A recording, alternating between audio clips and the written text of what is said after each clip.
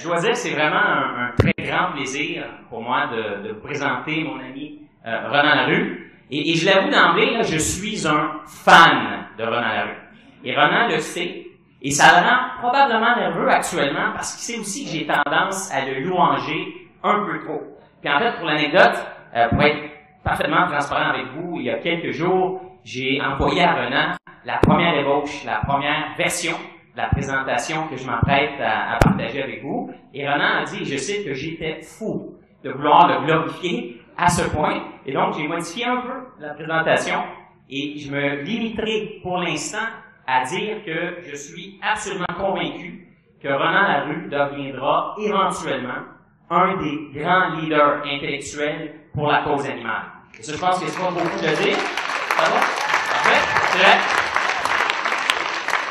Et j'espère qu'après la présentation que je vais faire, vous en serez convaincus, vous aussi. Donc, la première chose, je pense, qu'il faut savoir au sujet de Ronan Larue, c'est que en février dernier, donc en février de cette année, à l'âge de 35 ans, et ça, 35 ans, c'est très jeune pour une carrière académique, Ronan a décroché un poste de Assistant Professor, donc de professeur à la prestigieuse Université de Californie. Et pas à n'importe quel campus, là, hein, à celui de Santa Barbara. Donc, imaginez, hein, dès qu'il va y avoir les premiers fois au Québec, là, on va tous et toutes être jaloux de Ronan, ça c'est garanti. Et Ronan va y enseigner en Californie l'histoire du végétarisme et du véganisme. Donc, dans les prochains mois, ça va être sans doute très intéressant. À travers, oui, effectivement, on peut en être capable. En fait, à travers son enseignement en Californie et ses recherches, Ronan a l'intention de contribuer à la création du nouveau champ de recherche que l'on nomme The Vegan Studies. Et donc, c'est ce que je veux dire quand je veux vous dire que Ronan, dans les prochaines années, prochaines décennies, est voué, destiné à devenir un grand leader intellectuel pour la cause. Et si on se demande quels sont les aspects de la candidature de Ronan qui ont convaincu le comité d'embauche de l'Université de Californie de lui accorder un tel poste de rêve, parce que c'en est un, c'est vraiment un poste de rêve qui a décroché, malgré son jeune âge, je pense qu'une partie de la réponse réside dans son parcours académique plus qu'impressionnant. Donc, Ronan Larue détient un doctorat en lettres modernes de l'Université de Picardie-Jules Verne, et en plus, en tant que récipiendaire de la prestigieuse bourse Benting. Et en fait, là, pour être franc avec vous, c'est peut-être la bourse la plus difficile à obtenir au Canada. Il a été chercheur postdoctoral à l'Université de Montréal, où il a enseigné la littérature française pendant 2 ans. Mais ce que j'admire le plus, en fait, chez Ronan Larue, et je le dis franchement, c'est la qualité de ses écrits et de ses publications. Les publications de Ronan sont vraiment le fruit de recherches académiques de très haut niveau et constituent des contributions originales et significatives à l'avancement des connaissances sur l'histoire du végétarisme, entre autres. Par exemple, Ronan est l'auteur du livre « Le végétarisme et ses ennemis, 25 siècles de débat », qui retrace l'histoire du végétarisme puis du véganisme de l'Antiquité jusqu'à aujourd'hui. Et ça, en fait, c'est un livre que j'admire énormément. Et si vous l'avez pas en votre possession, ce livre, donc Le végétarisme et ses ennemis, sachez que la librairie Zone Libre, qui tient un kiosque ici, en vend des copies. Et je vous jure, ce livre est une perle de littérature. Ronan a une plume extraordinaire. Encore une fois, je le dis franchement. Et vous êtes, au moment que, imaginez, je n'avais pas modifié la présentation, hein, il serait encore plus intimidé. Et vous allez y apprendre une tonne de choses sur le végétarisme. La liste est longue, mais Ronan a aussi publié le livre Les pensées végétariennes de Voltaire, qui réunit pour la toute première fois, donc une contribution originale, les plaidoyers de Voltaire en faveur de la cause animale. Et vous savez tous et toutes, encore aujourd'hui, les écrits de Voltaire, les pensées de Voltaire sont largement étudiées, mais aussi vénérées à l'intérieur et à l'extérieur des frontières de la France. Donc, en mettant en valeur les plaidoyers de Voltaire en faveur de la cause animale, en démontrant que Voltaire est un allié de notre cause, je pense que Ronan a rendu un énorme service à notre mouvement. Et je termine là-dessus, je termine en mentionnant que Ronan est aussi l'auteur d'un 3e livre. Devrais-je vous rappeler qu'il n'a que 35 ans. Et ce 3e livre s'intitule « Le végétarisme des Lumières », qui sera bientôt publié aux éditions Garnier. Donc, j'en ai assez dit. Sans plus tarder, je vous présente professeur Ronan Larue.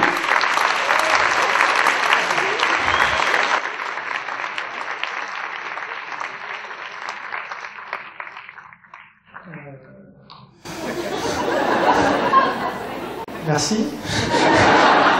Merci Karl de cette présentation si neutre, si objective. Voilà, merci beaucoup de cette présentation totalement démesurée. Voilà.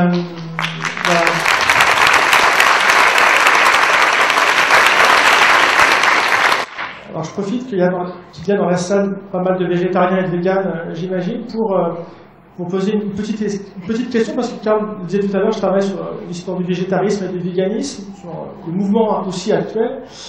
J'aimerais vous poser 3 petites questions, faire un sondage très rapide. Quels sont celles et ceux parmi vous à qui on a déjà sorti l'argument du cri de la carotte lorsqu'ils ont...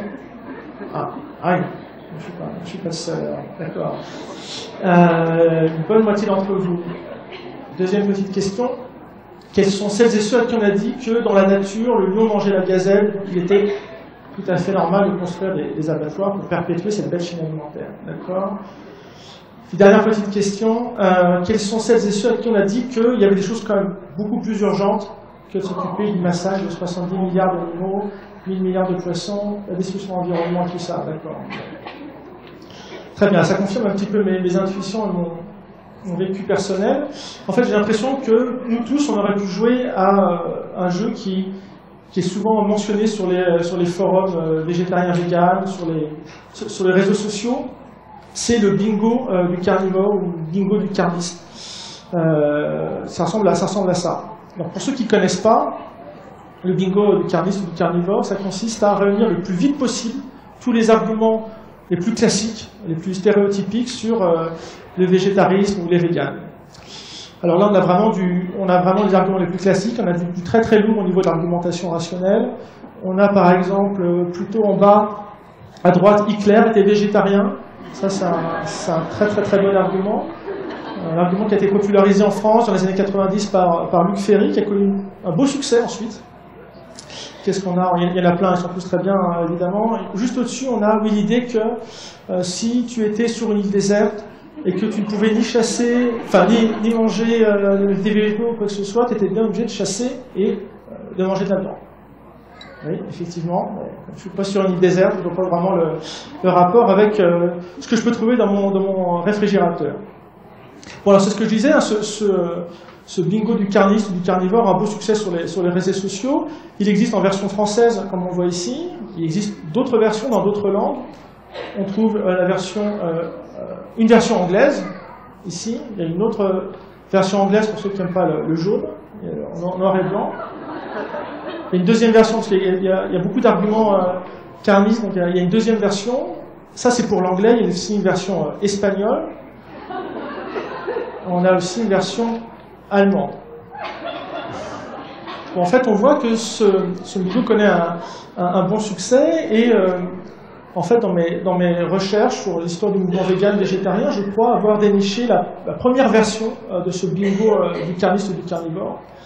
La première version, elle serait due à ce philosophe grec d'origine phénicienne, c'est-à-dire d'origine irakienne, qui est Porphyre de Tyr. Alors, Porphyre de Tyr, il est né en 234 après Jésus-Christ. Et il écrit autour de l'année 267-268 un long traité en faveur du végétarisme. On évoque un petit peu le véganisme, mais c'est surtout un traité végétarien qui s'appelle le traité d'abstinence de viande. C'est un livre vraiment formidable. En fait, on peut dire que c'est le premier livre d'éthique animale en Occident. En général, on dit que l'ouvrage fondateur de l'éthique animale, c'est Peter Singer en 1975 avec la libération animale. Mais en fait, je ne suis pas vraiment d'accord, je crois que c'est vraiment Porphyre en 267, c'est-à-dire 17 siècles avant, qui écrit l'ouvrage fondateur de notre discipline. Donc on a affaire à un livre extrêmement riche, avec des arguments philosophiques, religieux, anthropologiques, juridiques sur la consommation de viande et sur l'éthique animale. Dans le premier long chapitre de son livre, il y a 4 longs chapitres, Porphyre dresse la liste de tous les arguments carnistes, anti-végétariens ou véganes qu'on trouve à son époque et qu'on trouve déjà quelques siècles avant lui. Alors, je me suis amusé à rassembler cette liste d'arguments anti-végétariens, anti-carnistes. Je les ai rassemblés dans un petit tableau. Et ça donne à peu près ça.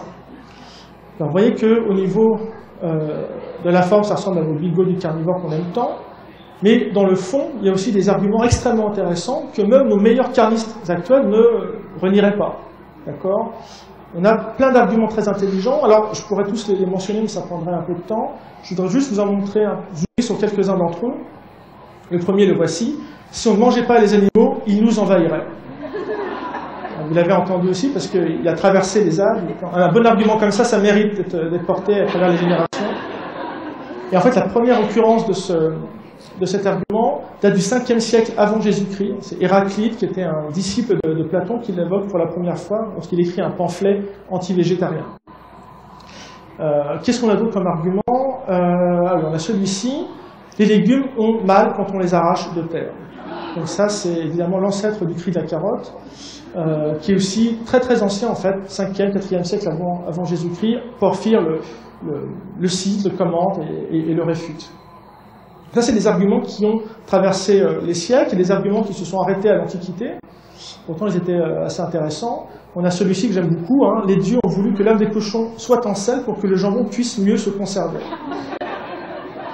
Alors ça nous fait un peu rire, mais c'est un argument qui a été proposé extrêmement sérieusement par Chrysippe, qui est un des fondateurs de l'école philosophique, une des écoles philosophiques les plus importantes de l'Antiquité, c'est l'école du Portique, ou école stoïcienne.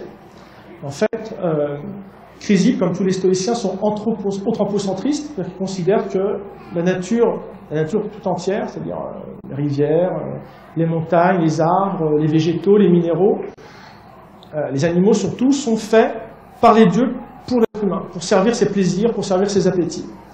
Et comme les stoïciens, Chrysippe explique que, par exemple, on peut voir dans la nature concrètement qu'il y a cette destination des animaux pour l'être humain, puisque, par exemple, c'est un argument qu'on trouve très souvent, le cou des bœufs est fait de telle manière qu'on puisse accrocher la charrue. En fait, les dieux ont imaginé, ils savaient bien qu'on allait remonter la charrue, donc ils ont fait des coups de bœufs exprès pour ça. Même autre exemple qui est souvent mentionné, c'est l'exemple de la laine sur le dos des moutons. Et la laine, ça sert à rien, un mouton, explique Chrysippe, ça sert à rien. La seule utilisation qu'on peut en faire, c'est nous, en faisant des chandails. Ça, c'est une bonne utilisation, ça, c'est un autre exemple de l'anthropocentrisme. Et troisième exemple aussi qui est intéressant, c'est cette idée-là, c'est que l'idée, on crée spécialement une âme en sel pour les cochons, pour que la viande puisse se conserver et qu'elle ait aussi meilleur goût. Sinon, ça ne servira à rien. Explique les stoïciens. Donc ça, c'est une idée que va évidemment réfuter, contester Porphyre. On a une autre chose, c'est pas vraiment un argument, c'est quelque chose qu'on trouve très souvent dans l'Antiquité, que Porphyre mentionne, qu'on trouve aussi dans des traités philosophiques, qu'on trouve aussi dans des poèmes, qu'on trouve encore plus dans des comédies, c'est l'idée que les végétariens, les véganes sont des êtres absolument ridicules. Et dans les comédies, notamment les comédies qui ont été écrites au IIe siècle avant Jésus-Christ, on a affaire à les dramaturges mettent en scène un végétarien ou une végétarienne, dont ils vont se moquer, dont les autres personnages du public vont se moquer pendant 2-3 heures le temps de la représentation. Donc, vraiment, parmi certains philosophes et surtout parmi le peuple, le végétarisme, la pitié pour l'animal, le refus de participer à des sacrifices sanglants, le refus de manger de la viande, le refus de pécher, etc., est considéré comme quelque chose de ridicule. Alors, Porphyre n'est pas de cet avis, comme vous l'en doutez. Hein. Pour Porphyre, la question végétarienne, la question végétalienne, même, la question de l'âme des animaux, du respect qu'on leur doit, sont des choses extrêmement profondes, extrêmement intéressantes. Parce qu'on peut réfléchir à la question de l'origine du droit. On peut réfléchir à la question de la bienveillance. Est-ce qu'elle s'arrête ou pas aux bornes de l'humanité? On peut réfléchir aussi à la volonté des dieux. Est-ce que les dieux veulent vraiment qu'on fasse du mal aux animaux alors qu'ils ont créé ces animaux? Bref, il y a énormément de choses extrêmement intéressantes dans le végétarisme, évidemment pour Porphyre, puisqu'il s'en fait l'avocat farouche. Alors, Porphyre, c'est quelqu'un que j'aime énormément. Son traité est vraiment fantastique. Je vous invite à lire. Bon, mais je dois bien avouer qu'il a eu moins d'influence dans l'Antiquité qu'un autre philosophe qui a vécu 8 siècles avant lui. Un philosophe que voici. Je ne suis pas sûr que vous le reconnaissiez là. Vous le reconnaissez peut-être pas là, mais je pense que, en fait, vous le connaissez tous. En tout cas, si vous êtes allé à l'école primaire ou secondaire. Si je vous dis carré d'hypoténuse, égal à la somme, etc. Oui, personne. Pythagore. Voilà. Donc vous connaissez tous Pythagore, vous connaissez tous le théorème à qui il a donné son nom. Donc tout le monde sait que Pythagore était un grand mathématicien. On sait moins qu'il était aussi un musicologue, on sait moins qu'il a été l'inventeur de la diététique, on sait moins qu'il a été aussi un très très bon astronome, et on sait moins aussi, c'est pourtant une chose très, très importante, qu'il était un des plus grands philosophes de l'Antiquité. Il était à ce point un grand philosophe que c'est même lui qui a inventé le mot philosophe, c'est lui qui a inventé le mot philosophie. Parce que Pythagore disait, moi je suis pas un sage, je suis seulement un philosophe. Je ne suis pas un sophos en grec, je ne suis pas un sage, je suis un philosophos, c'est-à-dire je suis un amant, un amoureux, je suis un ami de la sagesse. Je suis simplement un philosophe. Qu'est-ce qu'il entendait par là? Qu'est-ce que c'est la philosophie? Qu'est-ce qu'il veut faire en tant que philosophe? Et il répond, lui et puis ceux qui vont le suivre, que la philosophie c'est la réponse à cette question essentielle: que dois-je faire dans ma vie quotidienne? Comment dois-je agir? Comment est-ce que je dois me comporter dans le monde?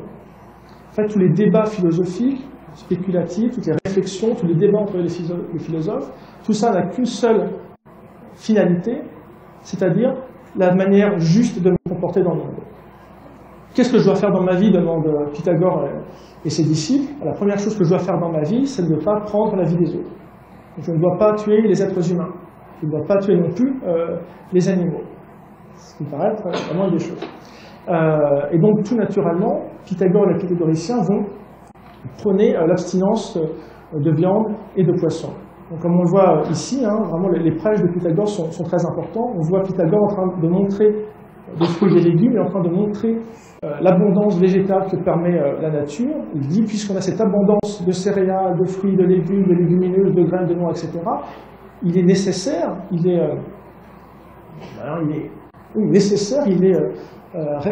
complètement obligatoire de respecter la vie des animaux, puisque rien ne nous... Enfin, il n'y a aucune nécessité à faire du mal à des êtres sensibles. Alors, en ce qui concerne ce végétarisme, en tout cas de Pythagore, c'est tout à fait attesté par de très nombreux témoignages. On a moins de choses en revanche en ce qui concerne son véganisme, en tout cas le véganisme de ses disciples. On a moins de choses, mais on a quand même certaines traces. On a quand même certaines traces, dont la plus importante, je crois, la plus certaine, la plus sûre, c'est celle qui est fournie par un écrivain grec du IIe siècle après Jésus-Christ qui s'appelle Philostrate. Philostrate, disons, expose l'éthique animale pythagoricienne. Et il explique ceci par la manière, il revient sur la manière qu'ont les êtres humains en général de se comporter dans la nature. La Terre, écrit Philostrate, produit tout pour les êtres humains. S'ils veulent faire la paix avec les animaux, rien ne leur manque. Elle a pour eux des fruits, elle a des moissons. Cette bonne mère leur donne tout ce qui est nécessaire selon les saisons. Mais les hommes, sans respect pour elle, aiguisent le fer contre les animaux pour se vêtir et se nourrir. Et un peu plus loin, il explique, concernant Pythagore, Pythagore, lui, a considéré comme pur tout ce que la terre produit, et il en a tiré ses aliments. C'est en effet ce qui convient le mieux, à la nourriture du corps et de l'esprit. Il a déclaré que les vêtements tirés des animaux sont impurs, et il s'est habillé de lin. Pour la même raison, il s'est servi de chaussures faites d'écorce d'arbre. Donc en fait, ici, on a vraiment une preuve tangible du véganisme des pythagoriciens. On se rend compte en fait que nos préoccupations contemporaines, très concrètes, c'est-à-dire est-ce que je peux manger cet animal, est-ce que je dois porter cette fourrure, etc. Cette question-là, philosophique, vraiment, a été déjà posée en termes quasiment similaires dans l'Antiquité, au moins au sein du mouvement pythagoricien. Le véganisme pythagoricien touche donc la question de l'alimentation, la question des vêtements. Ça touche aussi d'autres domaines comme les médicaments. Certains philosophes d'inspiration pythagoricienne, comme Plotin par exemple, refusent de consommer des médicaments qui seraient composés à partir de substances animales. Les pythagoriciens refusent aussi la chasse. Ils sont très hostiles à l'égard des chasseurs. Ils refusent également qu'on maltraite les animaux domestiques. Puis ils refusent aussi la pêche. Là, il y a un épisode qui est vraiment intéressant, je trouve, concernant les liens entre Pythagore et la pêche. Une anecdote qui est rapportée par plusieurs de ses biographes. Pythagore se promène un jour le long d'une plage et il voit des pêcheurs en train de tirer de la mer des filets pleins de poissons. Il est horrifié, évidemment, donc il va au devant de ces pêcheurs et leur dit je voudrais faire un pari avec vous. Si je suis capable de donner précisément le nombre de poissons que vous avez pris dans vos filets, est-ce que vous acceptez de m'accorder une faveur? Bon, il n'y a pas grand-chose à faire, évidemment, parce qu'il y a des centaines de poissons, donc il est impossible de trouver le nombre exact. Et évidemment, Pythagore trouve exactement le nombre de poissons qui sont contenus dans les filets. Et donc, les pêcheurs demandent quelle est la faveur que tu veux qu'on t'accorde. Eh bien, moi, je ne veux rien pour moi. Je ne veux rien pour moi. En revanche, je voudrais que vous libériez tous les animaux que vous avez pris pour leur redonner la vie. Et les pêcheurs s'exécutent, et grâce à ce miracle, en quelque sorte, de Pythagore, il a réussi à sauver la vie de centaines et de centaines d'animaux. Grâce à ce genre de miracle, grâce surtout à son enseignement religieux, philosophique, moral, juridique, Pythagore est vraiment la grande figure du végétarisme dans l'Antiquité, du véganisme. On parle même de régime de Pythagore avant que le mot végétarisme n'existe. Et il va influencer énormément de philosophes, d'intellectuels, d'écrivains. Pas des philosophes de seconde zone, vraiment des gens de très très haut niveau, comme Porphyre évidemment, mais aussi Plutarque, Théophraste, Euclide, Ovide, Sénèque. Des philosophes vraiment de tout premier plan.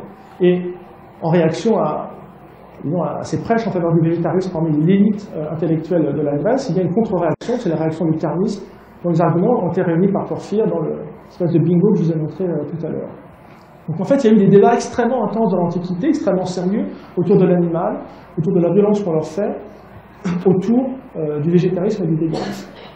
Alors, la question qu'on peut se poser, c'est comment ça se fait que tous ces débats-là sont si importants dans l'Antiquité, on n'en a jamais vraiment entendu parler. Comment ça se fait qu'on n'a pas entendu parler du végétarisme de Pythagore, ou des pythagoriciens, ou de Porphyre, ou des autres?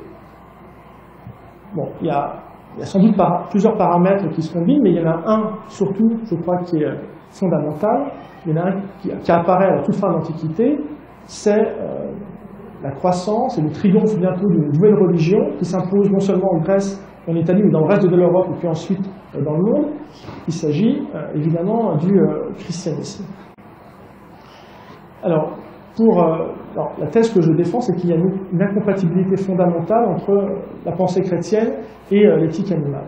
Alors, pour prendre conscience de cette incompatibilité, selon moi, l'ampleur de cette hostilité en tout cas entre les deux options, je vais commencer par la représentation de trois images. En fait, elles correspondent à des représentations des pêches miraculeuses, des deux pêches miraculeuses. En général, on croit qu'il y a une pêche miraculeuse dans les évangiles, mais en fait, il y en a deux. Il y en a une qui est ici, qui est présente chez Saint Luc, au chapitre 5, qui se passe au tout début du ministère du Christ, c'est-à-dire au tout début des prêches de Jésus envers ce qui va être sa nouvelle religion. Puis la deuxième est présente chez Saint Jean, au chapitre 21, et elle a lieu juste après sa résurrection. Ça, c'est la pêche miraculeuse selon Saint Jean. Il y a ici une autre version qui est plus claire, qui est plus précise. L'image est évidemment plus récente. Alors j'ai pris celle-ci parce qu'elle est très fidèle à ce qui est écrit dans le texte de Saint Jean. Donc on voit le Christ qui a tué, ou qui a fait tuer un poisson, il est en train de le cuire, de le préparer, il va le manger, et au même moment, il indique à ses apôtres l'endroit où ils devraient jeter leur filet pour tuer un maximum de poissons. Donc la deuxième pêche miraculeuse. Ça va évidemment se produire dans les instants qui vont suivre. Bon. Alors en fait, ici, on se rend compte que, surtout si on compare cet exemple du Christ avec l'exemple de Pythagore, qu'il y en a un qui fait des miracles pour sauver un maximum de vies animales, il y en a un autre qui fait des miracles pour en tuer le plus possible. Bon. En fait, cette scène s'explique très bien, puisque dans les évangiles, à plusieurs endroits, chez Marc, chez Matthieu, le Christ explique qu'il y a une différence fondamentale, incommensurable entre les animaux et les êtres humains. Il explique entre les moutons, les brebis et l'être humain, c'est un fossé d'ordre qualitatif, un fossé de nature. Même chose chez d'autres évangélistes où c'est les oiseaux qui sont comparés aux êtres humains, le Christ explique qu'il y a un fossé ontologique gigantesque. Bon.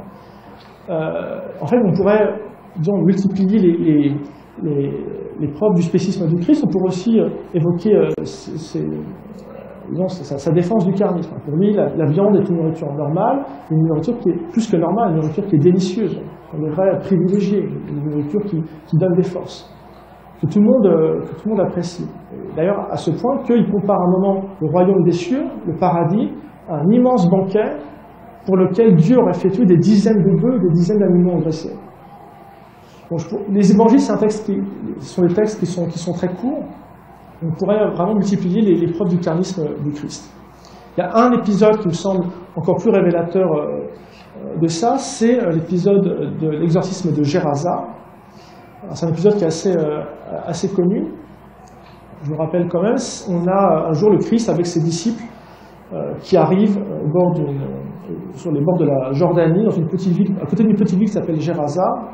Il débarque, il pose le pied sur le rivage, et là il y a un jeune homme qui est possédé par des démons, qui va à sa rencontre, qui se précipite, a priori pour le frapper. Et en fait, ce jeune homme qui est possédé par les démons s'arrête au moment où il reconnaît le Christ. Il s'agenouille, les démons qui sont en lui lui disent « Seigneur, ne nous détruis pas, mais jette-nous dans le corps de ces pourceaux, de ces cochons qui sont en train de se promener à côté. » Et le Christ accepte, il jette les démons dans le corps des pourceaux. Les pourceaux deviennent fous, deviennent possédés, et sous l'emprise des démons, ils décident de se jeter de la falaise. En fait, ça c'est un épisode qui est rapporté par 3 évangélistes, il y en a un des 3, Saint Marc, qui explique qu'ils sont 2000 cochons à se tuer à ce moment-là. Donc en fait, le Christ, pour exorciser un être humain, n'a eu aucun problème à tuer 2000 pourceaux. Ça c'est comme tous les épisodes des évangiles d'ailleurs, c'est un texte qui a été commenté par beaucoup de théologiens. On réfléchit sur pourquoi tel mot, qu'est-ce qu'on peut comprendre à travers telle tournure ou telle tournure. Et même si tous les théologiens ont des interprétations différentes de ce passage, il y a quelque chose avec laquelle ils sont tous complètement d'accord, c'est le fait que le Christ ne montre aucune empathie, aucune compassion à l'égard des cochons. Et c'est ce que va souligner notamment saint Augustin, qui est un des pères de l'Église, et qui est même le principal père de l'Église. En fait, saint Augustin s'intéresse beaucoup à la question végétarienne parce qu'il a été membre d'une communauté religieuse et philosophique qui s'appelle les manichéens, le manichéisme, et une caractéristique du manichéisme, c'est le fait qu'on respecte la vie des animaux, même la vie de certains végétaux. Donc il connaît bien les arguments non violents des manichéens. Il décide de quitter cette secte et il devient un chrétien. Et donc il va devoir argumenter contre la non-violence des manichéens. Et il explique qu'avec l'épisode de Gerasa notamment, et avec d'autres épisodes, que le Christ, très souvent dans les évangiles, se montre bienveillant à l'égard des êtres humains, même ceux qui ont... C'est terrible, hein? Même si... Il faut que je remonte? Est-ce que c'est mieux, là? Non, pardon. Il explique que le Christ a souvent pardonné, il a souvent guéri des gens qui étaient pécheurs, des gens qui avaient fait du mal à d'autres êtres humains. Il a pardonné à des gens qui étaient coupables. En revanche, à l'égard des animaux, qui étaient parfaitement innocents, souligne saint Augustin, notamment en ce qui concerne les porcs de Gerasa, le Christ s'est toujours montré insensible, voire hostile, en tout cas impitoyable. Et qu'est-ce qu'en tire saint Augustin comme conclusion? Il en tire la conclusion suivante. En fait, le Christ, dans cet épisode-là et dans d'autres épisodes, a voulu montrer qu'on pouvait tout à fait maltraiter ou tuer les animaux, que ça ne rentrait pas du tout en conflit avec le salut. On pouvait aller au paradis tout en ayant maltraité les animaux. Nous avons tout à fait le droit d'exploiter, de faire du mal à des animaux. Bon, je précise ici quelque chose, c'est que saint Augustin, il n'est pas victime d'une dissonance cognitive qui viserait à minimiser les souffrances des animaux. Il est parfaitement conscient que les animaux ont mal, vraiment très mal, quand on les égorge ou quand on les met à mort. Donc il assume pleinement ceci, il assume pleinement son carnisme. C'est ce qu'il explique notamment dans ce texte qui est destiné à réfuter l'éthique animale des manichéens. Nous voyons et nous entendons à leurs cris que la mort est douloureuse pour les animaux, mais cela, l'homme le méprise dans la bête. Comme elle est privée de raison, elle n'est pas liée à lui par une société de droit. C'est-à-dire qu'il n'y a aucune obligation à l'endroit des animaux. Nous leur devons absolument rien du tout.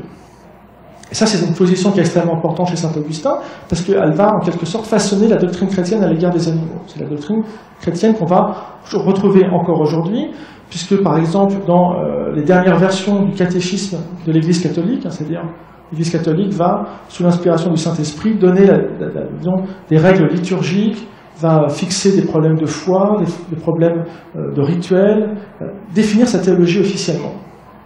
Et que dit l'Église concernant les animaux et la nature, elle dit ceci: les animaux comme les plantes et les êtres inanimés sont naturellement destinés au bien commun de l'humanité passée, présente et future. C'est-à-dire qu'en fait, l'Église assume pleinement l'anthropocentrisme des stoïciens, encore aujourd'hui, et de saint Augustin.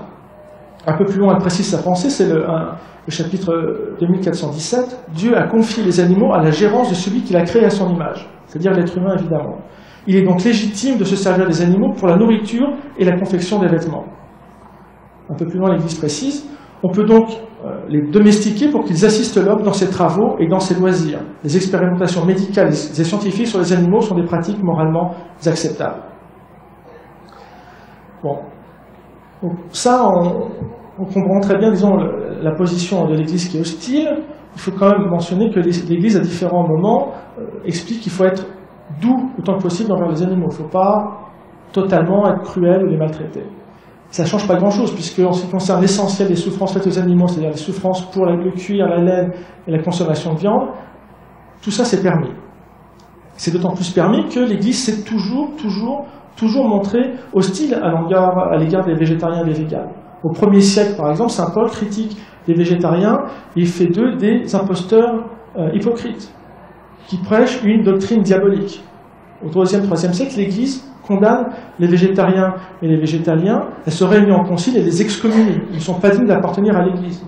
Au XIIe siècle, saint Bernard de Clairvaux, qui est un des fondateurs de l'ordre des cisterciens, qui est un des ordres les plus importants au Moyen-Âge, explique, je cite, que les végétariens, qui le sont pour des raisons morales, sont des êtres impurs, des êtres immondes, des êtres qui ne méritent pas d'appartenir à la Sainte Église. Bon, alors, ça peut apparaître étrange, cette hostilité à l'égard des végétariens et des véganes, parce que c'est des gens plutôt gentils qui essaient d'épargner les créatures du bon Dieu, qui essaient de ne pas leur faire de mal. Alors, comment est-ce qu'on peut comprendre cette hostilité marquée à l'endroit de ces personnes qui refusent de manger de la viande ou du poisson? Pour comprendre ce point qui paraît un petit peu difficile, je crois qu'il faut revenir à cette image que je vous montrais tout à l'heure, l'image de la pêche miraculeuse. En fait, l'Église, tous les fidèles, les chrétiens, adorent un Dieu d'amour. Ils adorent un Dieu qui est infiniment charitable, infiniment bienveillant, infiniment compatissant. Et le problème, c'est que si on compare le Christ avec n'importe quel végétarien ou vegan, on voit bien que son infinie charité s'arrête très tôt, s'arrête au bord de l'espèce humaine. Si on compare le Christ à Pythagore, par exemple, ou à Paul McCartney, ou à Pamela Anderson, si on compare le Christ à Peter Singer, à Carol J. Adams, ou même si on compare le Christ à Lisa Simpson, c'est terrible. C'est-à-dire qu'on se rend compte que le Dieu d'amour est moins charitable que n'importe quel végétarien d'antiquité ou actuel, même que personnage de fiction. Ça, pour l'Église, c'est terrible. C'est terrible, parce qu'elle se fait prendre au piège de la charité, en quelque sorte. Et donc, fort logiquement, elle se défend en attaquant les végétariens et les véganes, en disant qu'ils sont superstitieux, en disant que leurs prêches sont des blasphèmes, en disant qu'ils devraient être chassés de la Sainte Église. Donc ça, cette position qui peut se comprendre de la part de l'Église, va perdurer pendant des siècles et des siècles. Et tant qu'elle sera dominante, elle va marginaliser le discours des végétariens et des véganes. C'est pas un hasard, je crois, si c'est au moment où l'Église commence à perdre de sa vigueur, c'est-à-dire au XVIIIe siècle en Europe, c'est pas un hasard si à ce moment-là, le mouvement végétarien et vegan va en quelque sorte reprendre de la vigueur. C'est ce que je voudrais étudier maintenant, la renaissance du mouvement végétarien au XVIIIe, XIXe siècle. Donc il y a, premier paramètre, c'est la déchristianisation qui peut expliquer ce renouveau. Il y a un autre phénomène qui est étudié par les sociologues, par les psychologues, c'est le processus de civilisation des mœurs. C'est-à-dire qu'il y a un déplacement du seuil des sensibilités, ça veut dire que les gens deviennent, à cette époque-là, de plus en plus sensibles à plein de choses. Ils deviennent plus délicats, plus raffinés. Ils deviennent plus sensibles à la souffrance des animaux en particulier. C'est ce que note par exemple Diderot, qui est ici. Il n'est pas végétarien, mais il note que ce que font les bouchers, c'est absolument scandaleux. Il constate aussi que ses contemporains, seraient bien incapables de dépecer, d'égorger un bœuf ou un cochon. Ils seraient incapables de le faire, alors que quelques siècles auparavant, c'était quelque chose de tout à fait normal. Il constate aussi, ils sont nombreux à le faire, que la population, beaucoup de gens dans la population critiquent la boucherie, la chasse, que beaucoup de gens dans la population critiquent l'élevage et on va dire les cruautés de certains bouchers. Avec ce processus de civilisation des mœurs, disons, la question végétarienne peut se poser à nouveau. Elle se pose notamment pour ce philosophe que j'affectionne beaucoup, Voltaire. À la fin de sa vie, la question végétarienne va devenir vraiment quelque chose d'important pour lui. Alors, Voltaire se dit horrifié par la souffrance des animaux dans les boucheries, mais il se dit aussi horrifié par l'indifférence de ses contemporains, qui parfois disent « oui, je suis sensible à l'animal, mais en même temps, jamais, ou presque jamais, il renonce à la viande ». Et pourtant, demande Voltaire, hein, qu'y-a-t-il pourtant de plus abominable que de se nourrir continuellement de cadavres? Cette question-là, qui témoigne d'un choc psychologique, va engendrer d'autres questions, notamment la question de l'anthropocentrisme, qui était si fort dans la pensée stoïcienne, était si fort chez les chrétiens. Pour Voltaire, les animaux n'ont pas été créés pour servir l'être humain, pour servir ses appétits. C'est très clair, la consommation de viande n'est pas universelle. Il y a plein de pays où les gens ne mangent pas de viande. Puis dans l'Antiquité, avec Pythagore et puis avec Porphyre, les gens ne mangeaient pas de viande. En fait, on ne peut pas arguer de l'universalité de la pratique carnivore pour justifier, disons, cet ordre du monde. Il prend l'exemple des moutons et il explique dans les questions sur l'encyclopédie, les moutons n'ont pas sans doute été faits absolument pour être cuits et mangés, puisque plusieurs nations s'abstiennent de cette horreur. Bon. Ça, c'est une manière de répondre à cette première question. Il y a une autre manière de répondre à ce choc psychologique quand on voit la souffrance des animaux, c'est une question que va poser un autre philosophe vraiment très important à la fin du XVIIIe siècle, c'est Jean-Jacques Rousseau. Jusqu'au XVIIe, XVIIIe siècle, il y avait un consensus qui était très large parmi ceux qui réfléchissent aux origines du droit, c'est l'idée que le fondement des droits, le fondement du droit, le critère de l'attribution des droits, c'est la possession de la raison. C'est-à-dire que je ne peux pas faire de mal à cette femme, je ne peux pas faire de mal à cet homme, parce qu'il s'agit d'être rationnel. Puis en même temps, j'ai le droit de martyriser ce chat ou ce chien, parce que ce chat ou ce chien n'ont pas de raison, je ne peux pas raisonner avec eux. Bon, ça c'était quelque chose de communément accepté, qui semblait aller de soi. Ça n'a pas de soi tant que ça, puisqu'il y a certains problèmes qui apparaissent, comme par exemple le cas des bébés. Les bébés, ils n'ont pas de raison, je ne peux pas dialoguer, je ne peux pas faire de la philosophie avec un bébé. Et pourtant tout le monde sait bien qu'il est illégitime, qu'il est illégal de faire du mal à un jeune enfant. Puis il y a le cas des animaux aussi, le cas de certains animaux. Un dresseur de chien, par exemple, ou un dresseur de chevaux, c'est bien que son chien ou son cheval a au moins un embryon de raison, puisqu'il a au moins une mémoire, il est capable de répondre à des ordres qu'on lui donne, etc. Donc cette théorie qui est acceptée par tout le monde, elle a plein de petits défauts.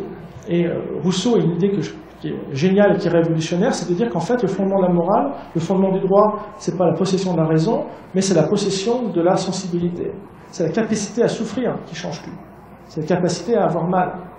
Et donc, si je ne fais pas de mal à cette femme, à cet homme ou à ce chien, c'est parce que cet homme, cette femme, ce chien, peuvent avoir mal si je les frappe ou si je les torture. Ça, c'est le fondement du droit pour Rousseau. En fait, cette idée est révolutionnaire parce qu'aujourd'hui, parmi les éthiciens, ceux qui travaillent sur le fondement du droit, elle est partagée quasiment par tout le monde. Donc les choses bougent en France à la fin du XVIIIe siècle, parmi les philosophes. Elles bougent aussi du côté de l'Italie, puisque certains cuisiniers, certains chefs, comme Vincenzo Corrado par exemple, qui s'intéressent aux animaux, il a lu plusieurs traités de médecine sur la viande, et puis il en vient à penser que en fait, la consommation de poisson, de chair animale, c'est pas bon pour la santé. C'est trop lourd à digérer, ça peut donner des maladies. Donc lui, il a l'idée de se lancer dans la cuisine végétarienne, et il a l'idée de démontrer que en fait, la nourriture végétale peut être bonne, savoureuse, riche, absolument délicieuse. On pourrait la privilégier, à tel point qu'il va rédiger le premier le premier livre de recettes végétariennes en 1781, Del Cibo Pitagorico, ça veut dire de l'alimentation pythagoricienne. C'est vraiment le tout premier ouvrage de cuisine végétarienne, bien avant tout ce qu'on a vu aujourd'hui, il y a environ 250 ans. Donc les choses bougent en Angleterre, les choses bougent en France, les choses bougent en Italie, mais elles bougent encore plus du côté de l'Angleterre, puisque sous l'influence d'écrivains, sous l'influence de médecins, sous l'influence de philanthropes et de réformateurs sociaux, eh bien on va avoir la création, au milieu du XIXe siècle, de la Vegetarian Society. C'est la première fois qu'un mouvement, qu'une association est créée pour défendre officiellement le végétarisme. En général, jusque-là, le végétarisme, c'était une partie, disons, c'était une partie d'un mouvement philosophique, c'était une partie importante, mais c'était simplement une partie de quelque chose de plus large. Là, on va prôner le végétarisme pour soi et en soi. C'est à cette occasion que le mot végétarien va être aussi inventé. Cette association va se développer doucement, va surtout avoir un fort coup d'accélérateur à partir des années 1880, sous l'influence de plusieurs figures, plusieurs intellectuels qui vont jouer un rôle vraiment déterminant, qui vont rejoindre les rangs de la Vegetarian Society. La première figure importante, c'est Anna Kingsford. J'en profite pour rebondir sur ce que disait Élise tout à l'heure. Les femmes jouent un rôle déterminant dans le mouvement de la protection animale, aujourd'hui, au XIXe siècle, et puis en fait depuis toujours. L'histoire ne retient pas vraiment leur nom, c'est bien dommage, mais s'il y a vraiment une personne dont il faut retenir le nom, il me semble que c'est Anna Kingsford. Vraiment une vie incroyable, j'ai beaucoup d'admiration pour elle. Anna Kingsford, bon, elle naît en 1846, elle se marie très jeune avec un pasteur anglican, et elle vit dans la campagne anglaise. Elle s'ennuie un petit peu, elle a des rêves politiques, elle est très engagée du côté des femmes, c'est une militante féministe, et évidemment dans la campagne anglaise, il n'y a pas grand-chose à faire. Donc elle décide de quitter sa campagne, elle s'installe à Londres, et elle fonde un journal féministe. Un journal féministe, donc qui va évidemment réclamer plus de droits pour les femmes. Et au bout de quelques numéros, elle reçoit un article, une suggestion d'article, par une autre militante féministe, qui est aussi militante anti-vivisectionniste. Anna Kingsford reçoit l'article, et puis là, en fait, ses yeux s'ouvrent, elle comprend à quel point les questions animales est une question sérieuse, elle n'y avait jamais pensé jusque-là. Donc elle devient immédiatement convaincue par les arguments, elle se lance dans une ligue anti-vivisectionniste, puis elle va plus loin assez rapidement, au bout de quelques semaines, elle devient végétarienne, elle devient membre de la Vegetarian Society, un petit peu plus tard, elle devient même vice-présidente de l'association. Puis disons, le végétarisme, l'éthique animale, ça va l'intéresser de plus en plus, elle va décider de mettre un petit peu de côté le féminisme, elle va se lancer vraiment dans la cause animale de manière beaucoup plus radicale. À 28 ans, donc un an ou deux après, elle décide de se lancer dans des études de médecine et de laisser tomber le journalisme. Alors, ça peut paraître un peu étrange, mais en fait, Anna Kingsford a un double objectif. Premier objectif, c'est de montrer qu'on peut devenir médecin, on peut suivre des études en médecine sans jamais participer à des vivisections. D'ailleurs, c'est ce qu'elle va réussir à faire. Puis la deuxième chose, elle veut montrer avec des arguments scientifiques, des arguments médicaux, que la consommation de viande n'est pas bonne pour la santé, que l'être humain est fait surtout pour manger des végétaux. Alors le problème pour Anna Kingsford, c'est qu'on est dans l'Angleterre du 19e siècle, et les femmes n'ont pas le droit de s'inscrire à l'université pour poursuivre des études de médecine. C'est pas possible. Donc, Anna Kingsford doit quitter l'Angleterre, elle s'installe à Paris, elle apprend le français, et elle s'inscrit à l'université de Paris, elle commence son cursus de médecine à Paris. Au bout de 6 ans, elle décroche sa thèse, donc elle devient docteur en médecine, et elle publie sa thèse en juillet 1880. Alors, sa thèse, elle est ici. Sa thèse s'intitule « L'alimentation végétale chez l'homme » ou « Végétarisme ». C'est une thèse vraiment super intéressante avec plein d'arguments physiologiques. Elle reprend, elle étudie la forme des intestins, la forme du côlon, de l'estomac, etc. Puis elle prouve que tous ces éléments-là sont plutôt des parties du corps qu'on retrouve chez les animaux qui sont herbivores, ruminants, frugivores. Elle va aussi s'intéresser à la forme des dents. Et elle se dit atterrée que, encore au XIXe siècle, encore en 1880, il y a plein de gens, y compris des médecins, qui pensent que les canines qu'on a sont semblables aux canines des animaux carnassiers. Elle dit, c'est pas possible, il suffit de comparer 5 minutes et on voit bien que c'est pas du tout la même chose. Elle s'est encore plus atterrée en 2015 et on voyait que l'argument continue à être utilisé et en général, il y a une bonne place dans le bingo des carnivores. Voilà, ça ce sont les arguments que propose Kingsford. Elle étudie aussi la composition chimique de la salive, aussi la composition chimique des protéines végétales, et puis elle prouve elles sont au moins équivalentes en qualité nutritive à la viande. Elle utilise aussi des arguments économiques qui sont extrêmement intéressants dans sa thèse. C'est pas la première en tout cas à utiliser des arguments économiques. Hein. Depuis la fin du XVIIIe siècle, on a des philosophes, on a des économistes qui expliquent que le pâturage, que la production de fourrage pour nourrir les animaux qu'on va à notre tour manger. Tout ça, c'est pas une utilisation parfaitement optimale des ressources agricoles, des surfaces agricoles. c'est pas la seule à utiliser ces arguments-là, c'est pas non plus, c'est pas la première, c'est pas non plus la seule, puisque au même moment, une autre grande figure de la Vegetarian Society, Henry Salt, propose des arguments économiques, à côté d'arguments philosophiques, juridiques, moraux, etc. Henry Salt répond aux carnistes qui disent souvent, si on arrête de maltraiter les animaux, si on ferme les abattoirs, les élevages, etc., l'économie va s'effondrer. Mais il explique que non, en fait, l'économie va s'adapter progressivement à cette évolution morale que sera le végétarisme, et puis ensuite le véganisme. Puis il note aussi que déjà, on est en 1880, il y a des entrepreneurs végétariens qui ont inventé des chaussures sans cuir. Ils ont inventé aussi des chandelles sans suif, sans graisse de porc. Ils ont aussi inventé des produits d'entretien qui ne contiennent aucune substance d'origine animale. Et en fait, pour lui, plus il y aura de végétariens et de véganes, plus il y aura de demandes, plus l'offre sera large. Et plus l'offre sera large, plus ça va stimuler la demande. On va avoir une espèce de cercle vertueux, de spirale positive. Et au fur et à mesure, le commerce va suivre l'évolution morale de la société. Il n'y aura aucun problème du point de vue de l'économie. Donc ça, c'est un des arguments, un des très nombreux arguments de Henry Salt, qui a des arguments, je vous disais, juridiques, philosophiques, extrêmement intéressants. Et Henry Salt va jouer vraiment un rôle décisif en Angleterre à la fin du XIXe siècle, puisqu'il va influencer énormément de personnes, y compris ce jeune Indien qui fait alors ses études de droit à Londres. Là, vous ne le connaissez peut-être pas, mais là, vous le reconnaissez tous, il s'agit de Gandhi. En fait, Gandhi soupe un soir dans un restaurant à Londres, et il tombe sur une brochure de Henry Salt qui promeut le végétarisme, et Gandhi rappelle dans son autobiographie, dans d'autres textes, que c'est pour lui un choc, c'est un tournant. Il comprend à quel point, en fait, disons, il faut absolument adopter un végétarisme d'ordre pour des raisons morales. C'est une obligation.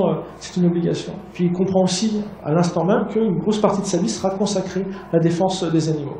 Il ne va pas mentir parce que, je dirais, au moins un tiers ou la moitié presque de ses écrits concernent la promotion du végétarisme et la protection animale. Quelques années après avoir s'être converti au végétarisme, Gandhi fait un pas de plus, il devient végétalien. En fait, c'est une autre lecture qui va convaincre Gandhi. Il tombe un jour sur une brochure qui raconte comment en Inde les éleveurs traitent les vaches et comment ils procèdent pour tirer un maximum du lait du pied de la vache. C'est un procédé particulièrement cruel qui est alors répandu, et pour Gandhi c'est un choc, c'est une révélation. Il dit, alors en fait la consommation de viande ne doit pas distinguer la consommation de laitage ou du produit laitier. En fait c'est la même chose. Le problème c'est pas l'exploitation animale. L'idée c'est pas de simplement moduler l'exploitation animale, mais c'est d'en finir totalement. Il met vraiment, à partir de ce moment-là, c'est très très net dans tous ses ouvrages, et sur le même plan, sur un pied d'égalité, les consommations de fromage, de laitage et de viande.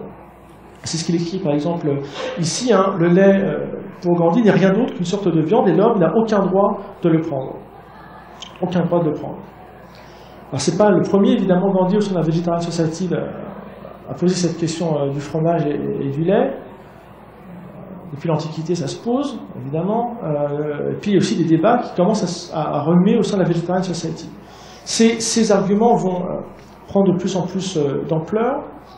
Et en 1944, deux jeunes militants végétariens, Donald Watson et Elsie Shringley, vont reprendre les arguments de Gandhi, vont écrire un article qui comprend ces arguments de Gandhi, ils vont envoyer leur article à la revue de la Vegetarian Society.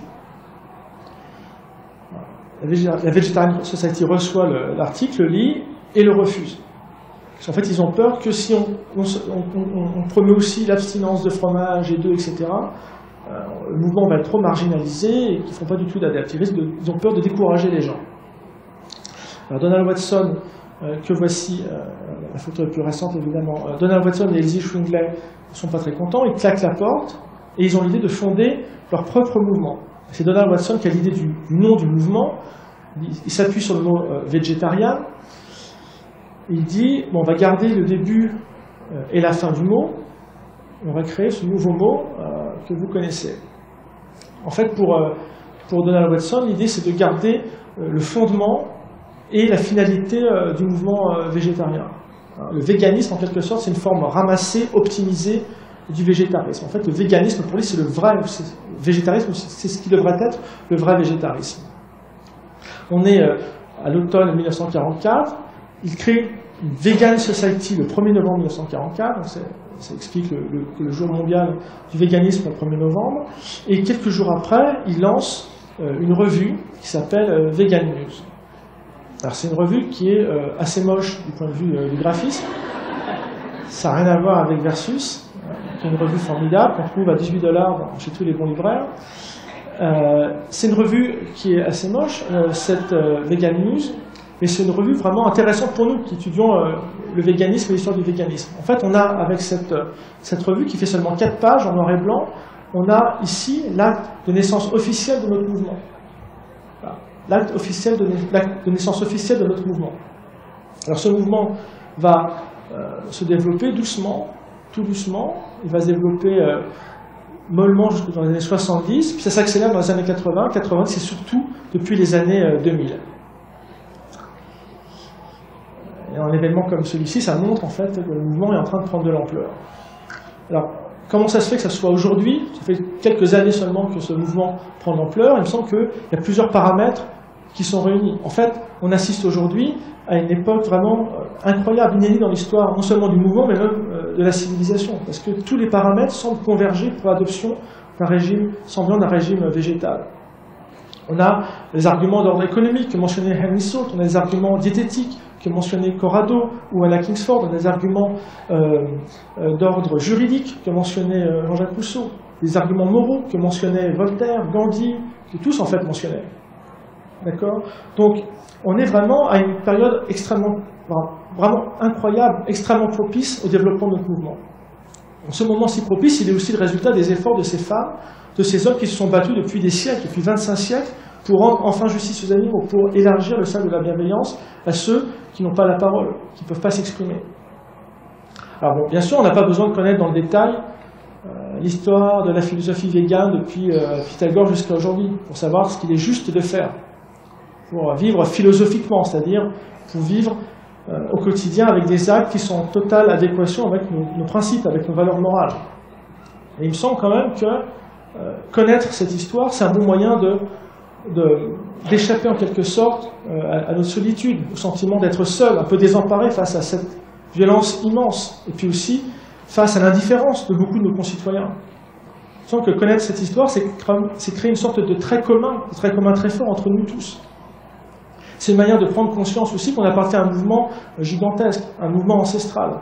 On est simplement les héritiers d'une histoire dont on peut être, je crois, vraiment très fiers, extrêmement fiers. Nous sommes les héritiers de cette histoire.